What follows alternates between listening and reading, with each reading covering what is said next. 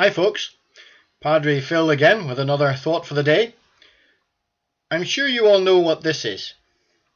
It's a compass. I took my children out in the big snow recently to practice a bit of map and compass reading and to show them how to do back bearings. A compass is a great thing for pointing you in the right direction, but it's not foolproof.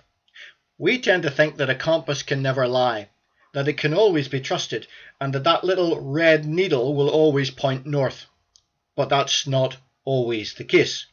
If you stand under power lines, if you're next to a metallic object like a vehicle, or even if you have your mobile phone in your pocket, the compass will be distracted and it will read off.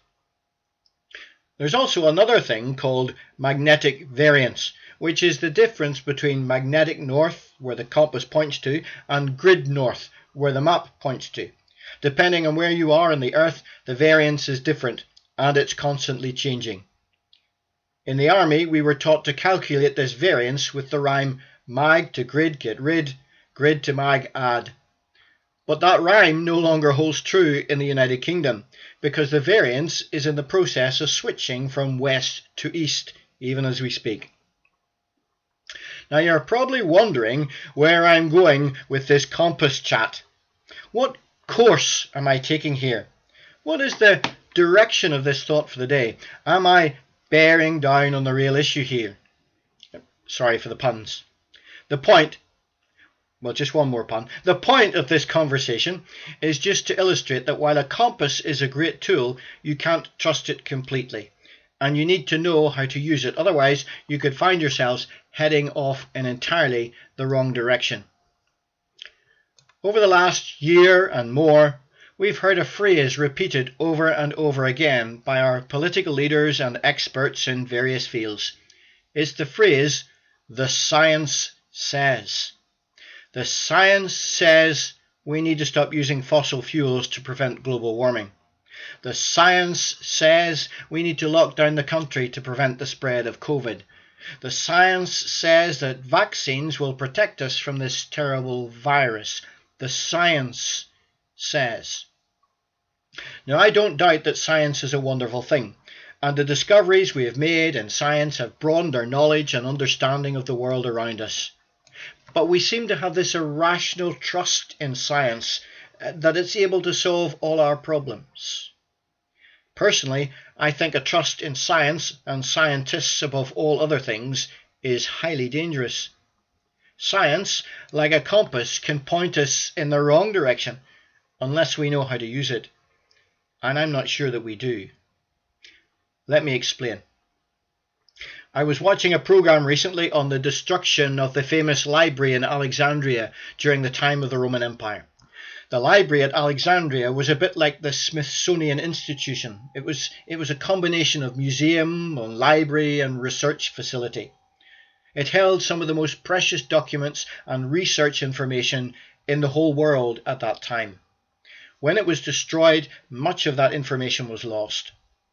There are those who say that the loss of that information set back human understanding by as much as 1,000 years, and that if the library had continued to exist, humanity would be 1,000 years more advanced than it is today. We could have cured cancer. We could have created flying cars, solved the energy crisis, got rid of world poverty and global warming. Science could have given us all of this. I'm afraid I don't share that same sense of confidence in science, nor in our human ability to use it correctly. Let's think of our track record and how we've used science and scientific discovery up until now. Darwin's discovery of evolution, well meant as it may have been, gave us the spectre of Nazi Aryanism, where you could wipe out any human being you deemed to be inferior on the scale of evolution. It led to the slavery of indigenous populations all around the globe. Then there was the Manhattan Project. That was the project that gave us a nuclear bomb before it gave us nuclear power. When we put a man on the moon, we did it with a World War II Nazi rocket technology. And even when we do something that can help humanity, even cure a disease, like develop a vaccine, all we seem to do is argue over it and play politics around it. In fact, if we were to trace our most influential scientific developments over the last 2 centuries, yes, even the internet, we will find that the science and the technology that gave us these advancements was originally developed for war. This is how we have used science so far. Can you imagine if we knew more than we do today? I'm not saying science and technology is a bad thing, but like a compass, we need to know how to use it, and I'm not sure that we do. Merely following the science is a dangerous thing, and I think we're beginning to discover that with COVID. Just because science says we can do something doesn't mean that we should. As our knowledge has grown, our wisdom seems to have shrunk. As technology advances, our morality in knowing how to use it has diminished. And it is morality that will change the world for the better, not science.